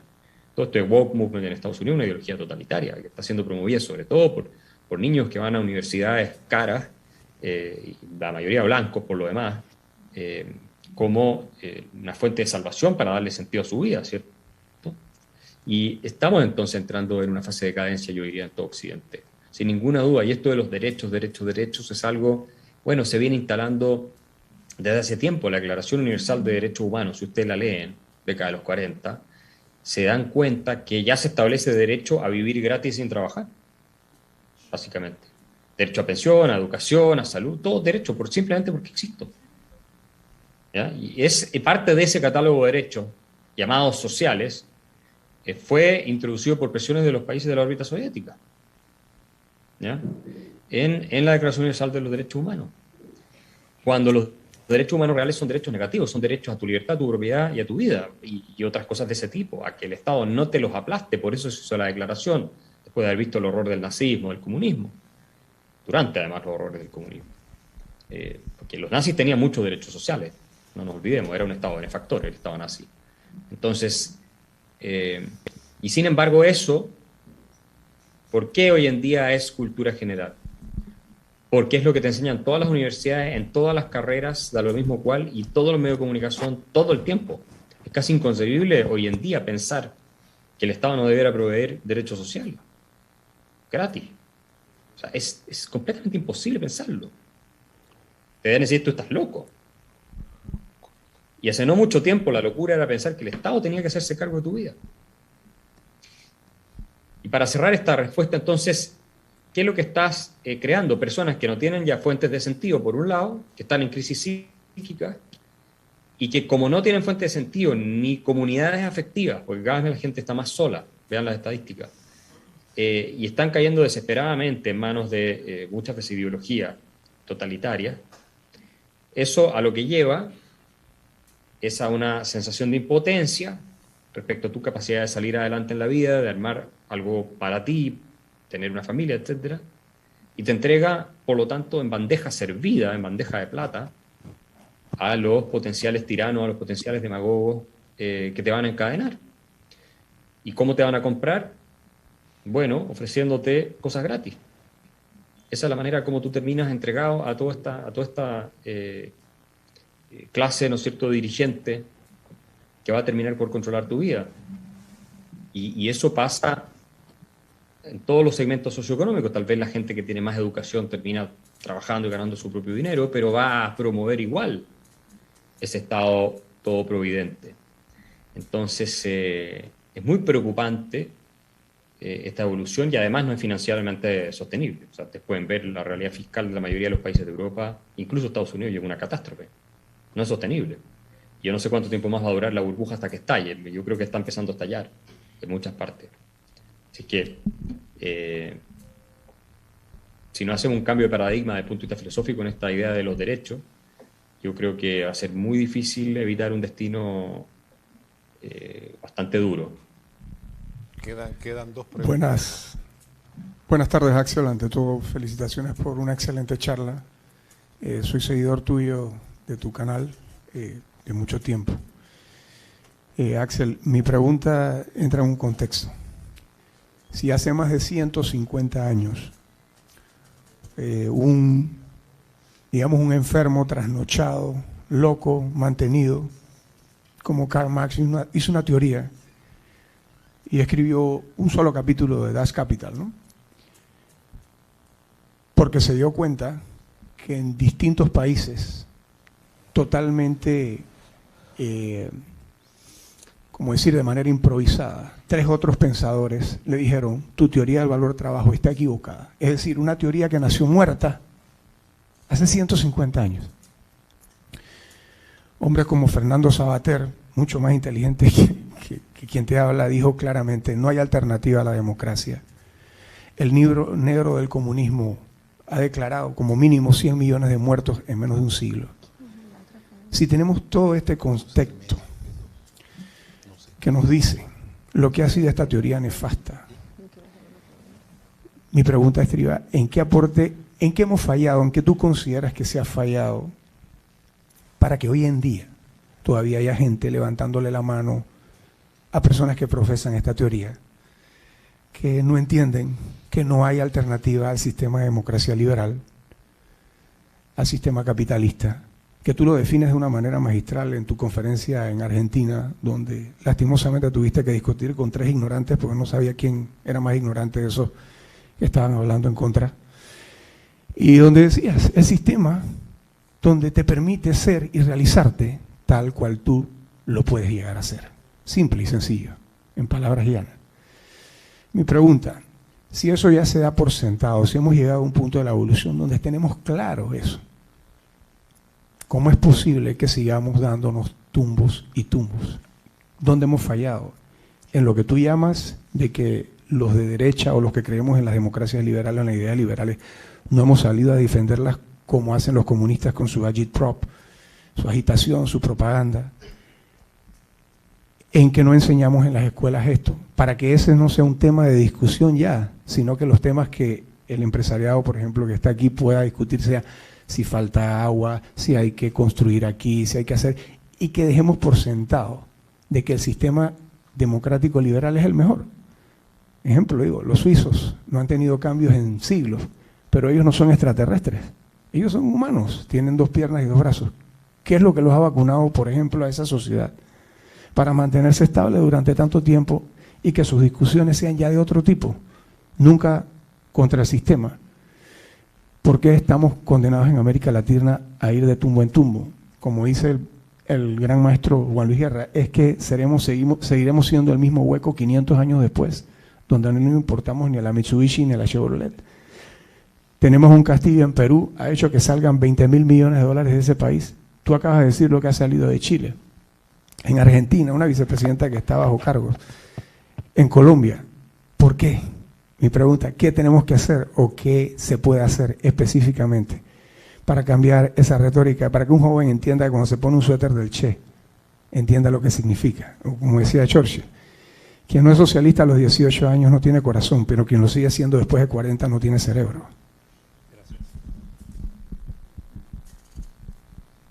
Yo vuelvo al argumento original. La gente, mira, Reagan dijo una vez que la libertad estaba siempre a una generación de extinguirse, ¿cierto? Y por lo tanto, tú tienes que educar cada vez a la nueva generación en lo que son los horrores del colectivismo, del socialismo, del comunismo, del fascismo, todas esas cosas. Y hacerle ver las ventajas que provee tener una democracia liberal con mercados abiertos, cuando tú lo pones en el contexto de la historia humana, que la regla de la historia humana es la miseria, el hambre, la tiranía, la dictadura, ¿cierto? La guerra civil, etc. Y si tú no explicas eso, yo no veo ningún colegio, casi en el mundo, explicando ese tipo de cosas. Entonces, tú pierdes las sociedades, así de simple. ¿De dónde va a salir un muchacho de 18 años entendiendo que la economía de libre mercado es mejor? Cuando el padre tiene mucho dinero y le dice el cura, el sacerdote en el colegio, en la escuela, o le dice el profesor en la escuela, o el que sea, que el sistema es muy injusto, porque hay gente que no tiene ni para comer y otros tienen mucho, incluso para irse de vacaciones a Miami. Todo eso. ¿Qué herramienta intelectual tiene ese muchacho joven o mujer joven para contestar a eso? Ahí convertiste a un socialista. Ahí sí, socialista. El socialismo siempre fue algo que cultivaron las élites. No fue un producto de las masas. El socialismo lo inventaron intelectuales, gente que venía como Karl Marx mismo, venía de una familia burguesa, lo mismo que Lenin, familia aristocrática. Stalin era una excepción, pero la verdad es que mismo Fidel, su padre era un hombre hacendado de mucho dinero. Entonces, si tú no enseñas esto, lo tienes que enseñar. El libro negro del comunismo que tú dijiste, ¿cuánta gente lo ha leído eso? Que tú conozcas. Incluso entre tus pares, empresarios, ¿cuánta gente lo ha leído? O sea, por lo menos tienen claro que el comunismo es malo, pero ¿por qué no se enseña eso en las universidades? ¿Por qué no tienes documentales de eso en televisión? Como deberías tenerlo. De pronto en YouTube algo encontrarás, pero ese es el problema. El problema es que caemos siempre en esto porque no estamos haciendo el trabajo que así hacen los otros para no volver a caer en esto. Y ese trabajo es permanente. Buenas tardes, Axel. Gracias por tu presentación. Coincido plenamente que la comunicación a nivel de las emociones es mucho más poderosa y efectiva. Y de alguna manera creo que aquí estamos predicándonos entre nosotros mismos en una audiencia donde ya estamos convertidos. Nos hablamos en un círculo donde no necesariamente tenemos que, son los que necesitan recibir el mensaje. Y te compro perfectamente lo que dice de que al final tenemos que buscar interlocutores que realmente lleguen a esa juventud que queremos hablarle. La pregunta es, consejos prácticos, ¿qué hacemos? ¿Buscamos los que ya son influencers y los contratamos, los convertimos al mensaje que queremos decir? ¿O tenemos que hacer un trabajo de sembrar esto y buscar esos interlocutores que al final no somos nosotros, porque no nos van a escuchar? Sí, es correcto eso de que los empresarios no necesariamente son los mejores voceros, aunque yo creo que también tendrían que defenderse con posturas claras frente a ciertos ataques, pero hay que encontrar a esos 2 o 3 o 4 que están en Panamá y que están dispuestos a hacer la pelea en los medios de comunicación. Debe haber, yo no conozco exactamente la realidad ahí, y tratar de crear con uno que sea medio líder, ¿cierto?, algún tipo de institución o movimiento, sobre todo institución que no tenga pretensiones de entrar a la política, porque si no ya pierdes y desnaturalizas la institución, pero que esté activamente yendo a medios de comunicación y activo en redes sociales, que es una persona que tenga esa capacidad, que pueda ser personas que tengan esa capacidad, etcétera. Pero también profesores que pueden ser de más bajo perfil, si puedes meterlo en universidades, pero sabes que van a enseñar lo que corresponde enseñar, en las escuelas lo mismo. Eso es lo que hay que hacer. Margaret Thatcher, la verdad es que hizo sus reformas y ella lo escribió en una carta a Sir Anthony Fisher. Gracias al trabajo del Institute of Economic Affairs, que un empresario, Sir Anthony Fisher, fundó décadas antes de que ella pudiera hacer su reforma, que se dedicó a defender la libertad económica en un país que iba transitando hacia el socialismo después de la Segunda Guerra Mundial de Inglaterra. Y ella pudo dar vuelta la dirección de las cosas, gracias al trabajo intelectual de esa gente que estaba todo el tiempo dando la pelea de las ideas. Y eso es lo que hay que hacer. Yo no conozco a la gente en Panamá, entonces no sé quiénes podrían liderar esto. Ustedes seguramente tienen los fondos para poder financiarlo, pero luego tienes que tener a las personas, y 1 o 2 personas pueden hacer un cambio increíble. Ven ustedes a Javier Milei en Argentina, o yo en Chile. O sea, hemos creado todo un movimiento. Claro, uno dice, bueno, pero mira cómo está Chile. Sí, por supuesto, pero llegamos tarde. Entonces debería haber partido 20 años antes de lo que partí yo. Y sin embargo, creo que hemos sembrado un terreno que el día de mañana se va a poder cosechar tal vez en 20 años, para poder evitar lo peor, y que vamos a contribuir al triunfo del rechazo el 4 de septiembre, supongo, con lo que hemos hecho, evitando caer en el caos colectivista y socialista. Entonces, eso yo creo que es el trabajo que es ineludible. La hegemonía cultural, lo invito a estudiar más ese concepto. Medios de comunicación, redes sociales, universidades, escuelas. Hay gente que transmite ideas y personas que siguen esas ideas. La gente que transmite ideas tiene que estar transmitiendo las ideas que son partidarias del florecimiento humano y la prosperidad. Y si tienes todo lo contrario, estás perdido. No tienes cómo evitar que en algún minuto entres en una situación muy, muy compleja como país. Que esto se retroalimente y termina generando una vorágine estatista que ya no puede frenar, y obviamente los culpables van a ser siempre los empresarios, los ricos y todo eso. Entonces, ese sería mi consejo. No sé quién puede buscarlo, quiénes son estas personas, pero seguramente las hay. No muchas, pero algo puede haber. Regresamos al panel de expertos. Bueno, no sé si somos expertos. Lo que sí sabemos es que cómo nos cuesta conseguir fondos. Y yo creo que el primer mensaje que yo me llevaría aquí con mis compañeros del sector privado es Los otros tienen fondos hace muchísimos años para financiar sus ideas y a nosotros nos cuesta como sector privado conseguir esos recursos porque nada es gratis.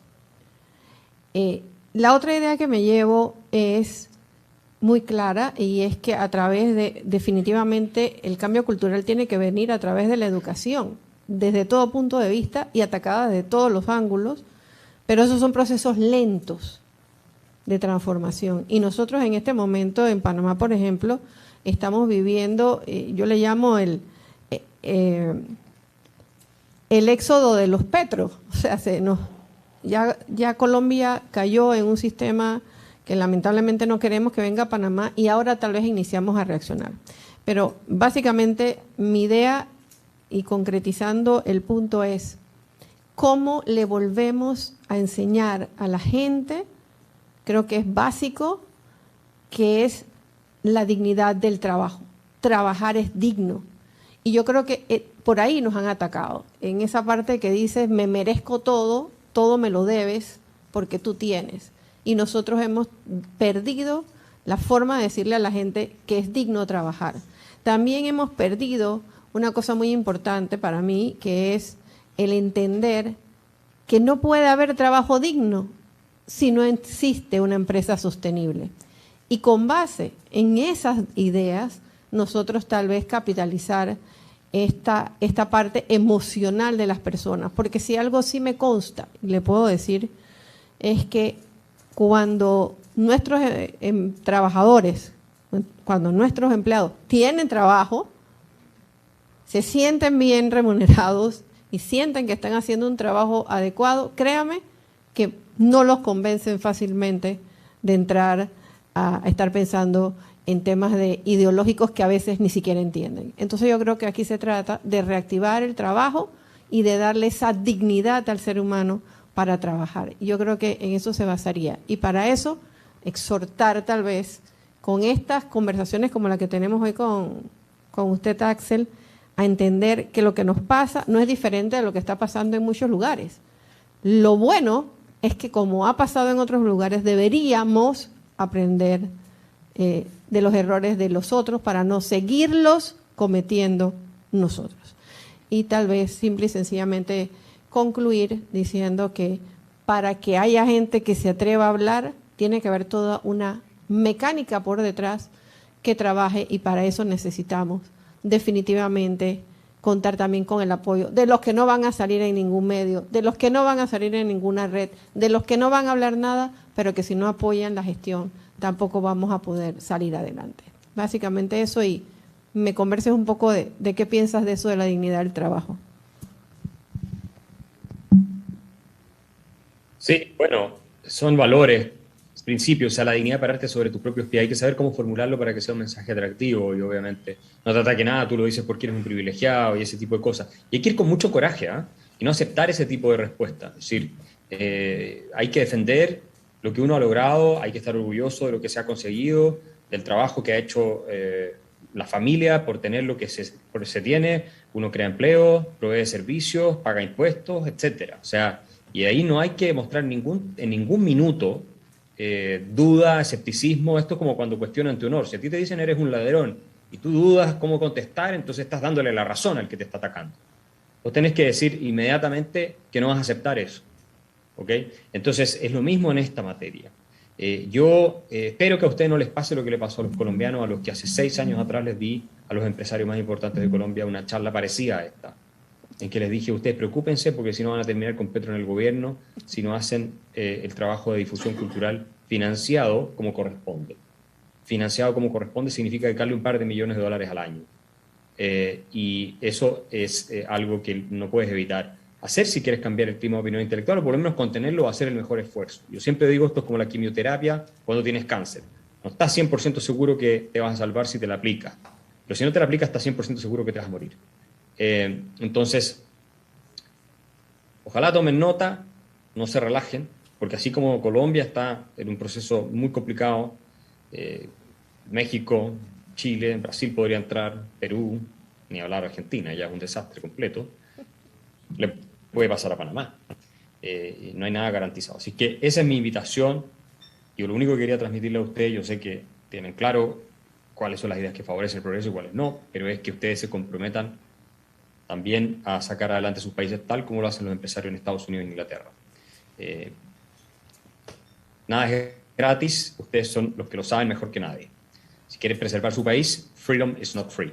Así que muchas gracias a todos por su atención.